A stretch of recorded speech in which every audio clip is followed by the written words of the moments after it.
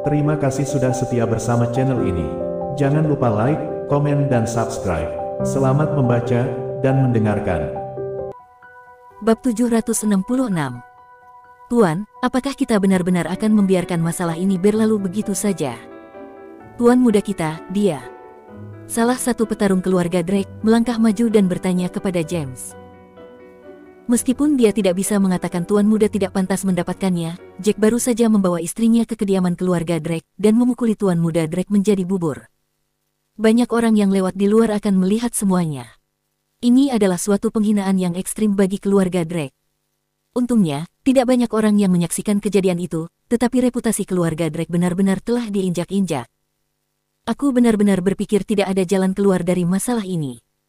Jack terlalu kuat, tidak ada cara untuk menghadapinya, setidaknya untuk saat ini. Penatua Gordon akhirnya angkat bicara setelah dia memikirkannya. Pada kenyataannya, dia ingin mengatakan, itu akan sia-sia meskipun jika mereka semua menyerang Jack pada saat yang sama. Dia mencoba untuk meredakan situasinya, demi martabat mereka. Jelas, Jack sangat percaya diri dengan kemampuannya, dilihat dari cara berbicaranya barusan. Dia sangat yakin dengan kekuatannya sendiri.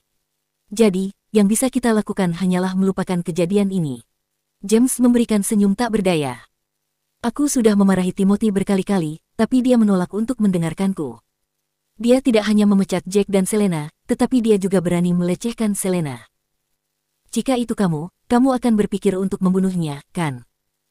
Jack telah mempertimbangkan hubungan baik di antara kami, dan persahabatannya dengan Tanya, itulah sebabnya dia tidak membunuh Timothy.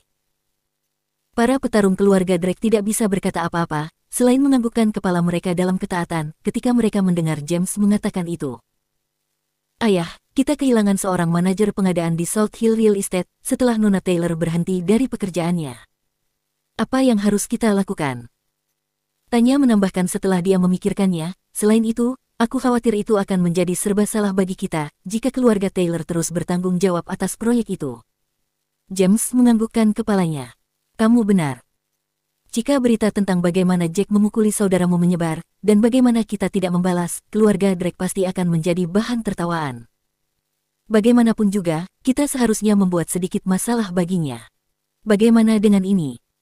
Kamu mengambil alih South Hill Real Estate, dan membuat Sonia mengambil posisi manajer pengadaan. Aku berharap agar dia tidak mengecewakan aku. Tanya menganggukkan kepalanya. Aku akan meminta Sonia untuk mengakhiri kontrak dengan keluarga Taylor. Dan kita juga tidak akan mengganti kerugian atas pelanggaran kontrak. Mari kita lakukan itu sebagai pembalasan kita, kalau begitu. Mendengar kata-kata itu jatuh dari mulutnya, itu terasa seperti lelucon. Keluarga Drake adalah keluarga terkaya dan terkuat di seluruh Eastfield. Sangat memalukan, kakak laki-lakinya telah dipukuli di hadapan seluruh keluarga mereka sampai seperti itu.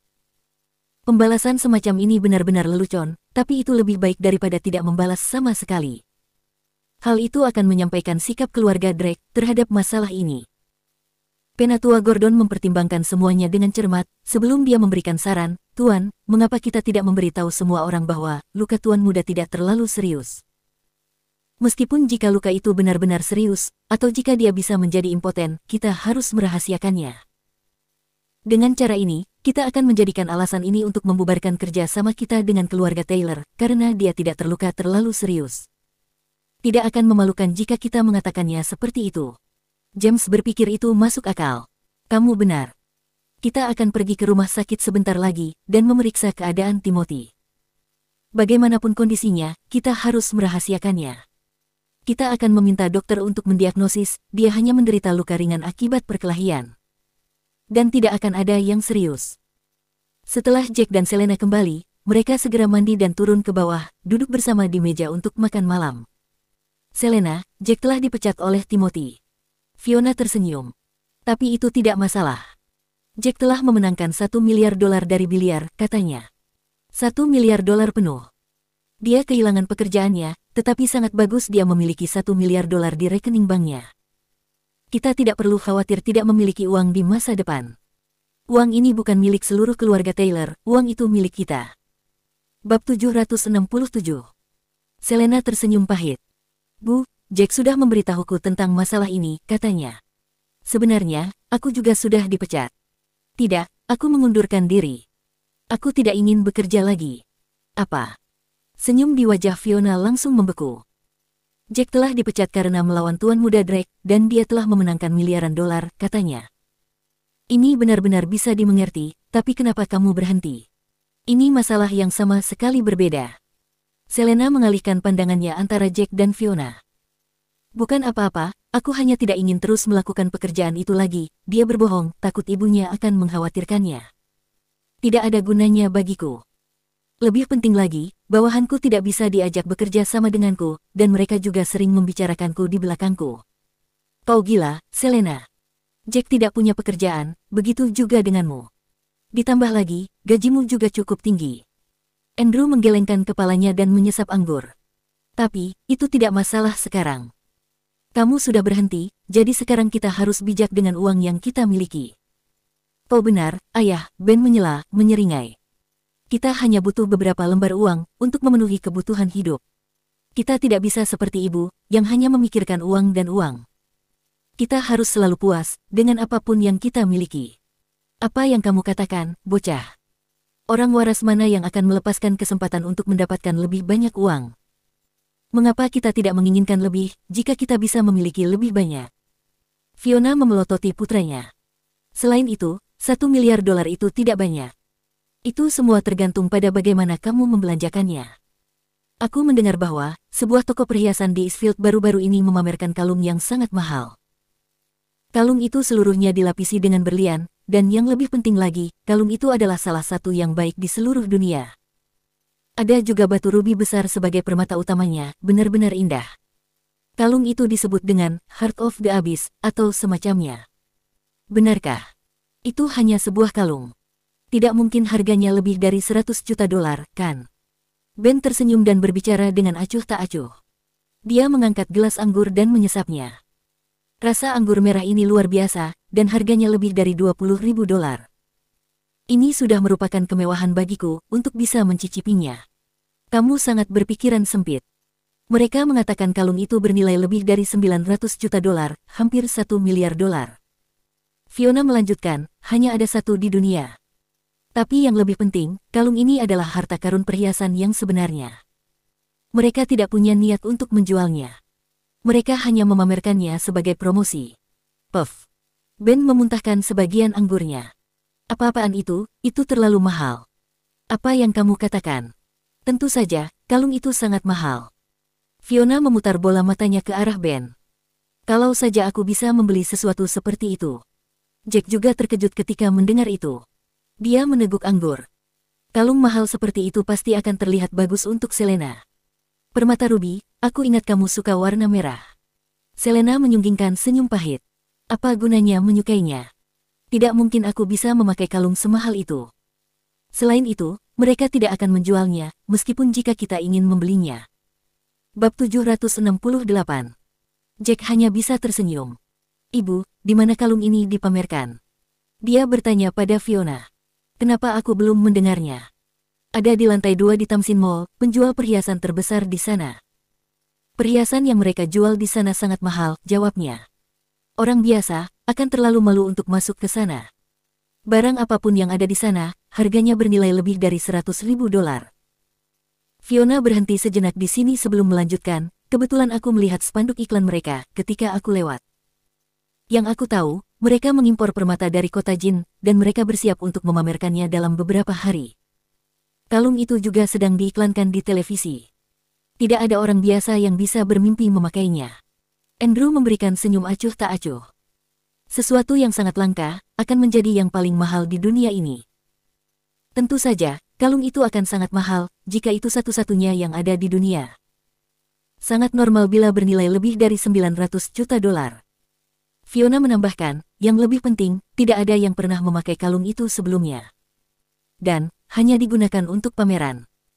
Mereka ingin mencari seseorang untuk syuting iklan, tapi sepertinya tidak ada selebriti yang cocok untuk memakainya.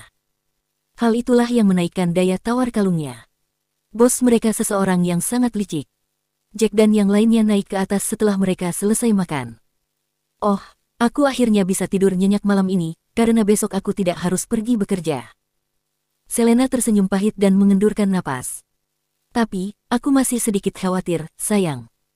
Bagaimana jika keluarga Drake tidak memaafkan kita dan datang kepada kita untuk mencari masalah? Aku benar-benar curiga, tendanganmu telah membuat Tuan Muda Drake impoten. Jack memikirkannya sebentar. Kemungkinan besar dia harus dikebiri, katanya. Dia harus menyalahkan dirinya sendiri, karena sudah menggertak istriku. Tidak ada yang boleh menggertak istriku seperti itu. Setelah dia mengatakan itu, dia melirik ke arah Selena. Seringai jahat menyebar di bibirnya. Sayang, kenapa kita tidak tidur bersama malam ini, karena kamu tidak punya pekerjaan besok? Wajah Selena langsung memerah saat mendengar ini. Oh, dasar kau, benar-benar cabul. Mau bagaimana lagi, kamu terlalu cantik, sayang. Jack terkekeh dan menempelkan bibirnya di bibir Selena. Selama sisa malam itu, Selena merasa sangat kelelahan karena harus bekerja keras untuk bercocok tanam bersama Jack. Ketika dia bangun keesokan paginya, sudah jam 10. Syukurlah aku tidak harus bekerja hari ini. Kalau tidak, aku akan sangat terlambat. Bibir Selena berubah menjadi senyum masam ketika dia melihat waktu. Dia menjulurkan kepalanya hanya untuk menemukan Jack sudah pergi. Ada apa? Dia juga tidak bekerja lagi, sejak kapan dia pergi. Saat ini, Jack sudah berada di luar pusat perbelanjaan terbesar di kota. Dia naik lift dan turun di lantai 2, menuju toko perhiasan eksklusif. Dia langsung menuju pintu masuk toko, seorang pramuniaga muda yang cantik menyambutnya. Selamat datang, Tuan. Apakah Anda mencari permata tertentu? Jack menganggukkan kepalanya. Aku di sini untuk membeli Heart of the Abyss. Dia berkata, di mana kalung itu? Pramuniaga itu tercengang ketika dia mendengarnya. Dia kembali ke akal sehatnya setelah beberapa detik berlalu. Apakah Anda sedang bercanda, Tuan? Katanya sambil tersenyum. The Heart of the Abyss sangat mahal. Tidak sembarang orang mampu membelinya. Kalung yang kami pajang di sini sudah berharga 100 hingga 200 ribu dolar. Kami hanya memiliki produk terbaik di sini. Selain itu, kami mengirimkan Heart of the Abyss untuk pameran, dan bukan untuk dijual. Bukankah itu bernilai 900 juta dolar? Aku akan membayar 2 miliar. Bagaimana dengan itu? Jack percaya, apapun bisa dibeli selama harganya tepat. Lagi pula, kalung seperti itu tetaplah sebuah produk buatan untuk dijual. Bab 769. Apakah Anda bercanda, Tuan? Harganya 900 juta dolar, dan Anda meningkatkan nilainya menjadi 2 miliar dolar. Pramuniaga cantik itu tergelitik oleh kata-kata Jack. Seorang pramuniaga lain berjalan mendekat setelah dia mendengar itu. Pergi dan lihat lebih dekat iklan di luar toko kami, Tuan. Apakah 900 juta dolar tertulis di sana? Jika Abyss hanya bernilai 900 juta, semua orang akan menjual semua aset mereka untuk membelinya. Mereka akan menghasilkan banyak uang setelah mereka mendapatkannya. Bukan 900 juta dolar. Sambil mengerutkan kening, Jack berjalan keluar. Dua pramuniaga cantik itu membuntutinya. Dia melihat label harga, memindai rantai 0 tepat setelah angka 9. Dia diam-diam menghitung angka 0 2 kali, dan kejutan tiba-tiba menguasainya. Ini 9 miliar dolar. Sepertinya, ibu mertuaku salah menghitung dan melewatkan 1 0 di sana. Mengapa Anda tidak melihat barang dagangan kami yang lain, Tuan? Jelas Anda mampu untuk membelinya, dan kami memiliki banyak kalung yang indah di sini. The Heart of the Abyss tidak untuk dijual. Dan harganya bukan 900 juta dolar, melainkan 9 miliar dolar. Pramuniaga pertama yang menyambut Jack tersenyum tipis. Meskipun Jack mengenakan pakaian biasa, dia melihat bahwa Jack berani membayar 2 miliar dolar. Dia mungkin orang kaya, yang suka tidak menonjolkan diri. Namun, ibu mertuanya telah melewatkan 0 dalam perhitungannya, menyebabkan dia menjadi salah paham. Dia percaya Jack akan menyerah pada kalung itu sejak awal, jika dia tahu kalung itu bernilai 9 miliar dolar. Ada kesenjangan yang terlalu besar antara 900 juta dan 9 miliar. Tidak ada yang akan menghabiskan uang sebanyak itu, hanya untuk membeli sebuah kalung yang begitu mahal. Itulah mengapa, dia pasti akan menyerah pada Heart of the Abyss, jika dia mengetahui itu terlalu mahal. Bahkan, seseorang dari keluarga bangsawan kelas 2, harus berpikir 2 kali sebelum membelinya. Ya ampun, kebetulan sekali, Jack. Apa yang kamu lakukan di sini? Membeli perhiasan untuk istrimu, kan? Cincin berlian, mungkin. Pada saat ini, seorang pria muda masuk, seorang wanita muda yang cantik bersamanya, serta beberapa pengawal mengikuti di belakang mereka.